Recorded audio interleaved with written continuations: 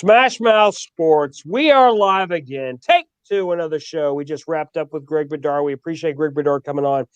Look, Greg Bedard is coming from New England.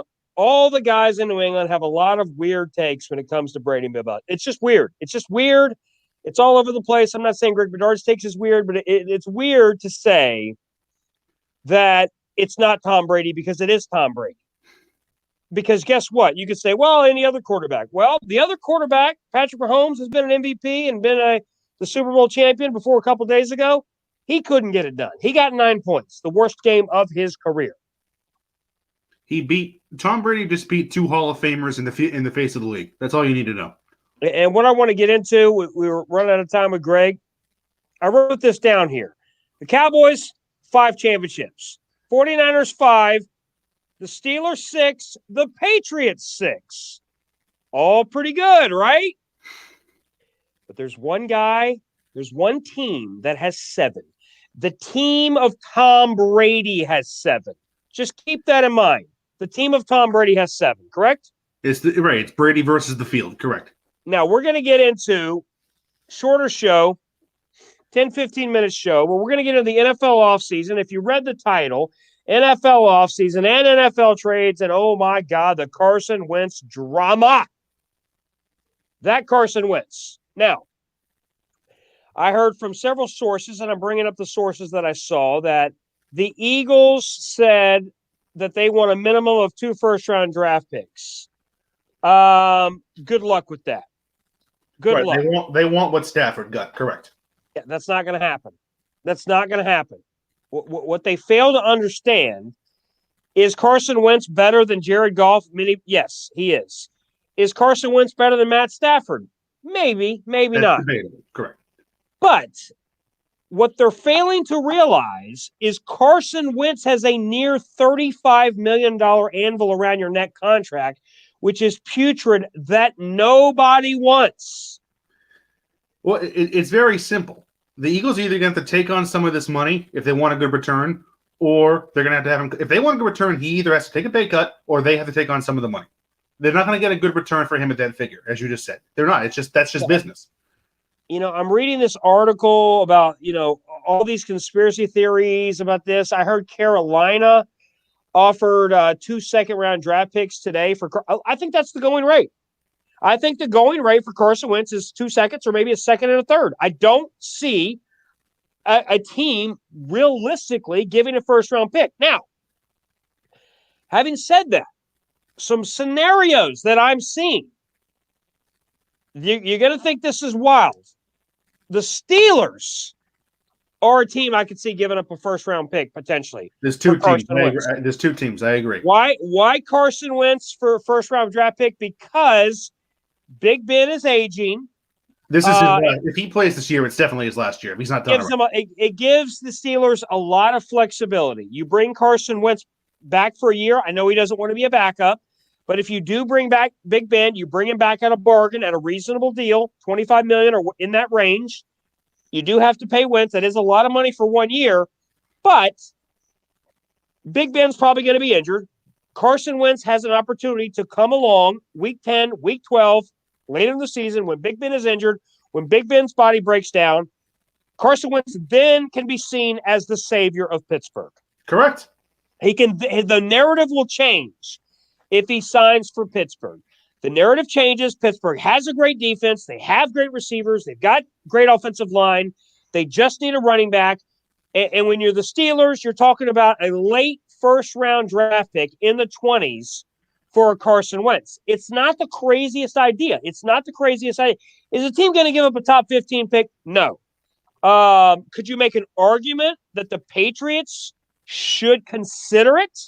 You could make that argument. I know Cam doesn't want to lose his 15th pick. I get it. For 20 years, you've never had a top 15, 20 pick. And as a fan, you want to see that how it all plays out.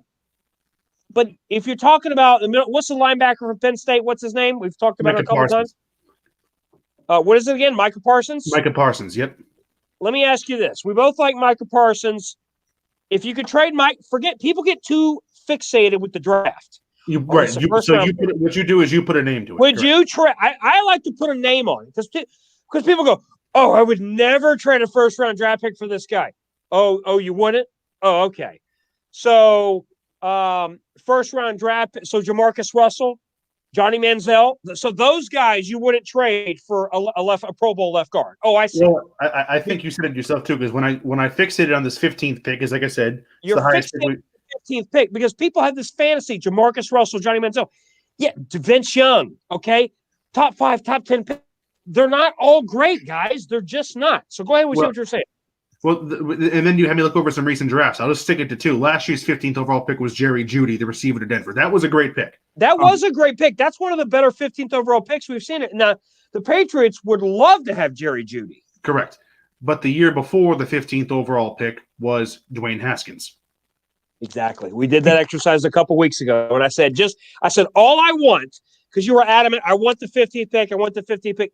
That is just weird nervousness, anxiety as a fan. Oh, we've been good for 20 years. We finally got a top 15 pick. Oh, I don't want to blow it. Well, you know what you could do? You could blow it by staying there at 15. You could blow it. That's true. Because if number 15 is the Kill Harry, the Patriots' recent drafting record. Look, if number 15 is Sony Michel, you're going to be upset. Sony Michel is okay, but he's just a guy. He's just a body. He's a backup. He's not a starting caliber running back. Especially since the Patriots were scouting the Patriots were scouting the Georgia backfield, and they determined that Sony Michel was better than Nick Chubb. That's the problem. Nick Chubb is bigger, stronger, faster. He checks every box that you want. Nick Chubb is a top 5 back. Correct. So here's what I want to get into. The question is, would you trade Micah Parsons, assuming he's there at 15, for Carson Wentz straight up? That is the question. Yes. Yes, you would. So forget the money. I know the money matters, $34 million in change. Yes, the money's important. The money's a big factor. I get all of that. Put that to the side. Would you trade Micah Parsons for Carson Wentz? You would. 10 times out of 10. Another guy that was a highly touted linebacker these last couple of years, Devin Bush, who was a second linebacker taken 10th overall. He was a great pick. Coming out of college, he's been injured 2 years in a row now. Correct. But you know who has been good 2 years in a row? Devin White, the guy that went 5th overall, basically could have won the defensive MVP. Basically could have won the Super Bowl MVP. You can make an argument. He's the best linebacker in the league. And for those keeping track at home, Devin White, 12 tackles in the Super Bowl, we're talking, 2 tackles for loss, 1 pass defense, and he had an interception. Greg Bedard alluded to this. We didn't go too deep into it. He was the best player in the postseason. Devin White was the best player in the postseason by far. Not only that, Devin White, let me say this, reminds me of Derek Brooks. He reminds it with his smart, cerebral, fast. Well, he could be better. I'm not going to say he's better after 2. He could be better. He's got more strength, size, speed, and all the other boxes you check. Yes, I agree. But to get back to the point is, yes, you trade Micah Parsons for Carson Wentz. And let's go through this. Teams are not going to lather themselves up to get Carson Wentz. Nobody is begging to give a top 10 first-round draft pick and pay $34 million a year. Carson Wentz's value is his upside. If I'm paying a guy $34 million a year, there is no upside. I'm paying top of the market. It's $34 million a year. It's injury prone and it's horrible attitude. So that's the thing the Eagles need to realize. If I have a $300,000 house in Tampa that's a fixer-up, it's got a dilapidated pool, dilapidated paint, no, I'm not going to take it because you can get a better house for that. If I've got a $300,000, 4,000 square foot house in San Francisco, yes, I'm buying it twice. It's all relative. That's the point. And I think your cousin made a great point with us last night, Preston, when the mark of a football player teams want is they want guys that feed off of competition. And what did Carson Wentz do when he got benched? He asked to be traded. He did. He didn't say, I'm going to come back. I'm going to work hard, and I'm going to beat Jalen Hurts. And you know what I would have loved? I would have loved Carson Wentz to say, you know what? I believe I should be the starter, but I'm going to rally around Jalen Hurts this year, and I'm going to come out next year, and I'm going to throw for 5,000 yards and 40 touchdowns. That's what I would have loved him to say. I'm coming back next year, and I'm going to throw 5,000 yards and 40 touchdowns. I don't like the lack of heart from Carson Wentz. I don't like the lack of heart from Jared Goff. I don't like these guys. And what these quarterbacks are going to have to realize, these $35, $40 million quarterbacks, and I'm lumping in Dak Prescott. Dak Prescott's better than either one of these guys. But I'm putting them in the same boat. They're whiny. They're babies. They're highly paid. They're entitled. They want everybody to lick their feet, and that's not the case. We got a new wave of guys coming out. Greg Bedard was just talking about this. We got Trey Lance coming out. We got Justin Fields coming out. Trevor Lawrence coming out. We got your guy, Zach Wilson. I'm not totally sold on Zach Wilson. He reminds me of a gadget Taysom Hill. Okay? And I'm just simply saying, if I get Zach Wilson in the late first round, if I have to spend a top 5 pick on Zach Wilson, I'm not happy.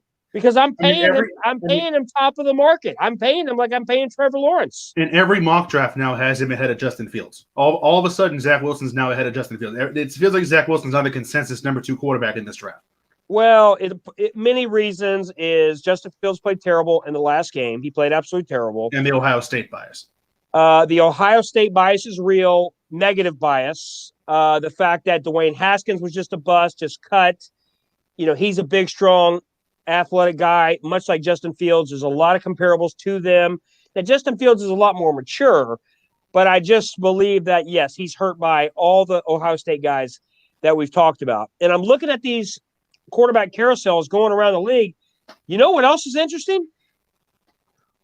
Russell Wilson, who has been as buttoned up for 10 years as you could be, is frustrated.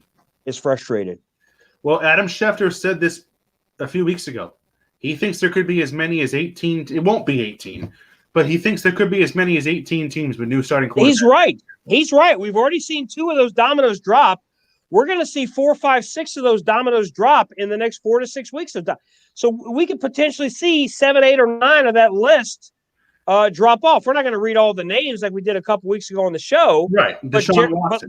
But Deshaun Watson, okay, we've got the top 2. We got Stafford and Goff are gone. Yep. Deshaun Watson's probably going to move. Russell Wilson's going to move. Teddy Bridgewater may move. Cam Newton may move. Alex Smith. Jimmy G. Alex Smith. Mitch Trubisky. Yeah, was Gardner Minshew on that list? Well, he's a free agent, so. I mean, he's a back. Gardner Minshew's. I mean, if he was on that list. We're just saying the guys who were starters last year could be on new teams, is what we're saying. I mean, Gardner Minshew was a bubble starter at best. I mean, people care more about his manscaping and his mustache. New quarterback. Was Philip Rivers on that list? Yeah, he retired, so the Colts will have a new quarterback. Let me see if I can find that list here. Let me bring up that list here. But my point I was saying with Jimmy G earlier is this. Patriots fans are lathering themselves up. Here it is right here. Patriots fans are lathering themselves up, fantasizing that Jimmy G is going to come back and win 10 or 11 games. I'm telling you that's not going to happen. It's not going to happen. You do not have – look, let me say this. I said this to Bedard. The Bucs won 7 games with Jameis. 7. We had the same core team. Yes, we added Gronk. Yes, we added Fournette and Brown. Those are great players. Yeah. But we had the same core group. We had the number 1 run defense in 2000. Was there last year. We had the number 1 defense in 2019 with Jameis. We had the number 1 defense last year when the Super Bowl. We had Devin White. We had Levante David. We had Carlton Davis. We did not add a single significant piece on defense. The defense that everybody loves, that now everybody calls as the 85 Bears after they dominated Patrick Mahomes, JPP, Devin White, Ndamukong Suh, Vita Vea, Shaq Barrett, all of the guys on defense were there. We did not add a single piece on defense. Not one. Correct. Not one. We added pieces on offense. Tristan Wirfs was great. All the moves we made on offense were great. But here's what people are missing about Brady. If you don't have Brady, you don't get Leonard Fournette at a bargain. If we don't have Brady, you definitely don't have Gronk. If we don't have Brady, you definitely don't have Antonio Brown. Those are 3 phenomenal players you don't have. And you know what else? You're probably going to say it, but I'm going to beat you to it. You know what else you don't do? You don't trade up and draft Tristan Wirfs.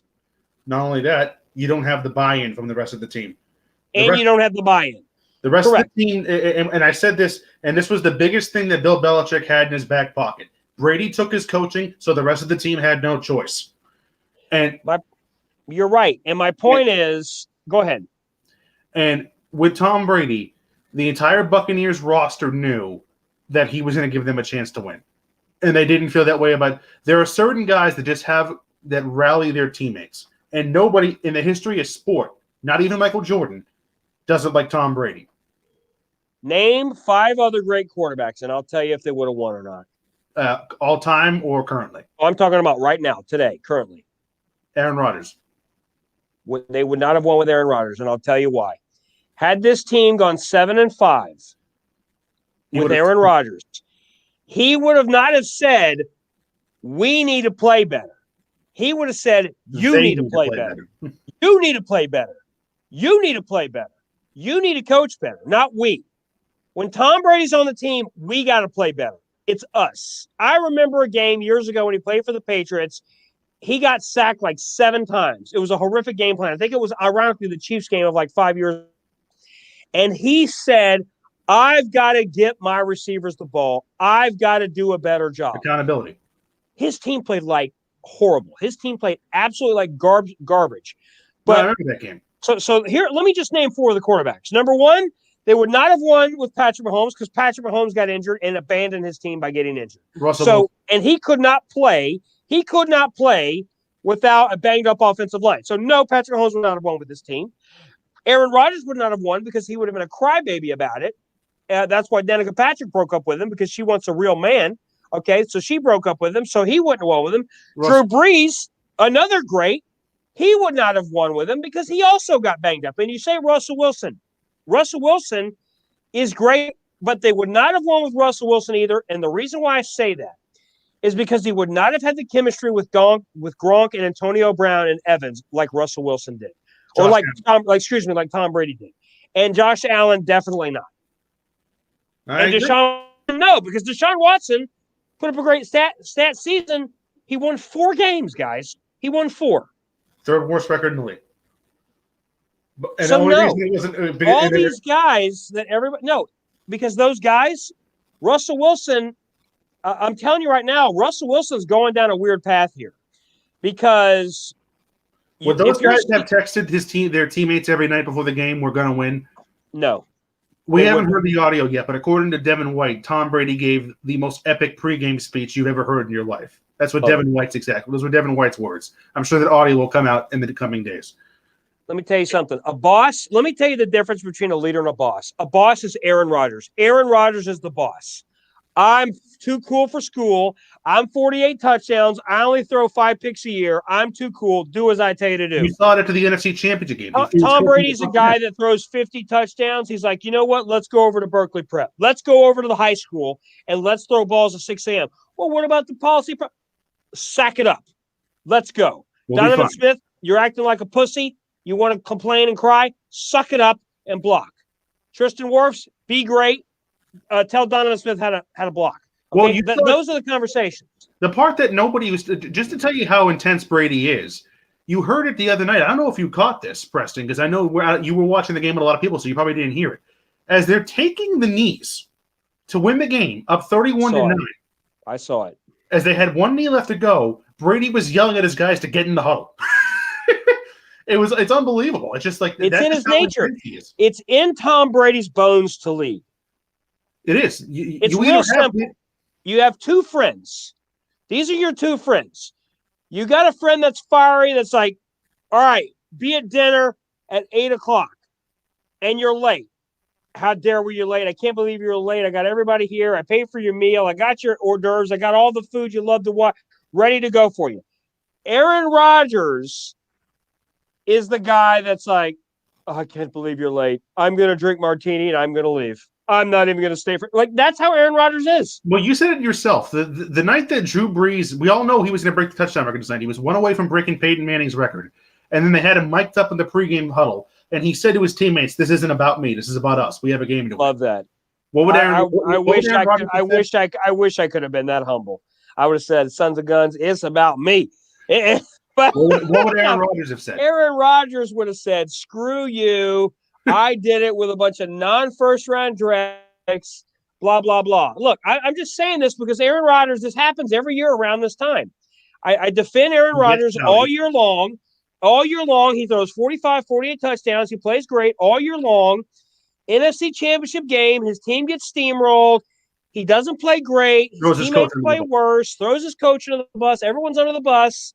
And things go off the rails again. And we're going to have the same problem again this year. But let's get into this because we're going to wrap this up here. With Russell Wilson, Dave brought up a great point last night because I said, would you trade 4 first-round draft picks and maybe 2 seconds for this guy? The question is, if you're Seattle, would you trade 4 first-round draft picks for Russell Wilson? That is the key. Would you do it? If I were Seattle, yes. Yes, I would. So if you're Seattle, you're picking up the phone, you're calling Carolina, you're calling all these teams, and you're getting your 4 first-rounders. Yes, because, look, and you know me. There's no bigger fan of Russell Wilson outside of Seattle than me. I've liked Russell Wilson from the moment he came in the league. But if we're being realistic, he's in his 30s now. He's 32. He's 31. He's about 32, and he's going to be 32 when next season starts. Right. So, and he's small. And he's small. He's taking very a lot small. of hits. He's not a Josh Allen. He's not a Big Ben. He's not a Brett. He's not a big, strong, heaping guy. He's a 5'11" guy. He's taking a lot of hits. Right. If we're being realistic, I'd say he probably has at most 4 years left at an elite level. If we're being generous, 4 years. Right. I said if we're being generous. If we're being very generous. Let's be real. The first 7 or 8 games, he played balls to the wall like the MVP. Yeah. What happened? And I told you the shine is going to wear off. By the end, he wasn't in the conversation. By the end, he wasn't in the conversation. Too many turnovers, too many sacks. The final 4 quarterbacks were the 4 MVP candidates. It did come out that those were 1, 2, 3, 4 in the voting. It was Rodgers, Allen, Mahomes, Brady. So yes, I would, because ultimately I think Seattle their defense is so far away, they're chaotic, and the way that they lost that game last year to the Rams, that's the kind of loss I think that leaves a mark. And you said this at the time. As talented as DK Metcalf is, he's a crybaby. Yeah, he's a crybaby. Look, I like DK Metcalf as talent. The way he handled himself in that playoff game, I did not like it at all. And you know that pick 6 was a scripted play by the offensive coordinator to get Metcalf the ball to get him back in a good mood. You know that was what happened, and it got picked off. That's what you can't do in football. You can't have an Odell Beckham. You can't have a DK Metcalf. You cannot have what I call an emotional team drainer. Those guys are emotional. They take all the emotion and they make it all about themselves. They make it negative, right? And negative. Do you think it's at all coincidence all of a sudden Baker Mayfield turned into a very good quarterback and the Browns into a very good team the minute Odell Beckham went down? Yeah, I mean, I'm not pinning everything on Odell Beckham. It has more to do with they have a great offensive line and they have a great running game. And if you want to talk about guys that'd be great in that, anybody would be good in Cleveland. So anybody. I agree with you. If Aaron Rodgers played on that team, he'd probably have 58 touchdowns. So I got, before we get out of here, last question I want to ask you, because I know we got to go. The trend in the NFL lately is that by the way, like and subscribe to the channel. We need to get that out there to make YouTube happy. But go ahead. The trend in the NFL lately has been that these quarterbacks. Fake news has been the trend. But go ahead. Is that these quarterbacks get their big extensions after their 3rd season. Goff and Wentz got theirs after their 3rd season. That's a bad trend. Last offseason, it was Mahomes and Watson. Bad trend. Which means this offseason is probably going to be Allen, Mayfield, and Jackson. So I got to ask you, where do you draw the line with those 3 guys? I draw the line with this. I draw the line with if you're a top 5 quarterback, you're getting paid. Josh Allen. So Josh Allen gets paid. If you're correct. If you're 6, 7, or 8, we're waiting. I can be flexible. I'll work with you. If you're 6, 7, or 8, I'll work with you. I try not to, but I'll work with you. If you're past 8, we're rolling to the end. If you're 9 or 10, and I feel you're 9 or 10, then I'm waiting the whole time. I'm not panicking. If you're 9 or 10, there's no need for me to panic. If you're 9 or 10, what does that mean? So Lamar Jackson, Josh Allen is going to get paid the top dollar, whatever we can get him. Lamar Jackson, we're rolling to the end. And Baker Mayfield, we're rolling to the end. Absolutely. Because my motto is, if I lose Baker Mayfield, if I lose Lamar Jackson, we can get comparable results with someone else. Next man up. We can get, especially Baker Mayfield. I know a lot of people are like, well, Lamar Jackson's an MVP. Yeah, he is. Yeah, he is. But you know what? Colin Cowherd, before the season, said that the Ravens would be 16-0. And I said, that is ridiculous. I said, the shine is going to come off. The shine is going to come off Lamar Jackson. What we saw this is realistic. Lamar Jackson. He's going to have great games against weak defenses, but the elite teams, the elite coaches are going to scheme against him. So my takeaway is Josh Allen gets his money. Mayfield and Jackson have to wait. Correct. And I believe that the teams will probably do that. I will be fascinated to see. By the way, we all agreed Deshaun Watson's a top 5, top 6 quarterback, correct? He won 4 games. He won 4 games. And he already wants the contract. And the trolls are going to say, well, what about – I don't want to hear more about this. If I give you $40 million, I don't want to hear, well, we don't have a great offensive line. Well, we don't have DeAndre Hopkins. Well, we elevate it, right. I'm giving you $40 million because I know my team sucks. That's why I'm giving you $40 million. I'm giving you $40 million because I know we don't have a Browns type team where we're stacked at every position. The hallmark of a great quarterback is the Tampa Bay Buccaneers. Look at the Buccaneers team. The Buccaneers built the Buccaneers. And here is another thing why you cannot be fearful to lose these quarterbacks.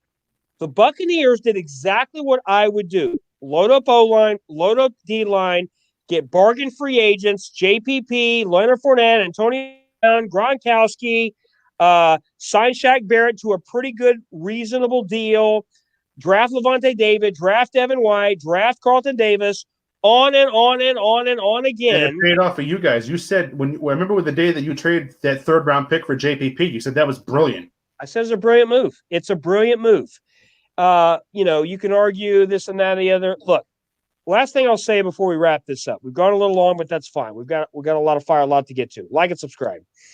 The point is, people get fixated on 1st-round pick, 2nd-round pick. Would you trade a 1st-round draft pick for Devin White? Of course you would. Would you trade a 1st-round draft pick for Shaq Barrett? Of course you would. Would you trade a Shaq Barrett or would you trade a 1st-round draft pick for a V, a late 1st-round pick? You consider it. Yes, I consider it. Ndamukong Suh, not at this stage, but you would have done it 5 years ago. Of course. JPP we got for a 3rd-round draft pick. Levante David, Devin White, all these guys. Our team is loaded. We've got the best front 7 in football. I'm talking about the Bucs. Yes. The other thing that's so great, and I heard this yesterday, I was so happy. There are people talking about the Bucs going 16-0 next year.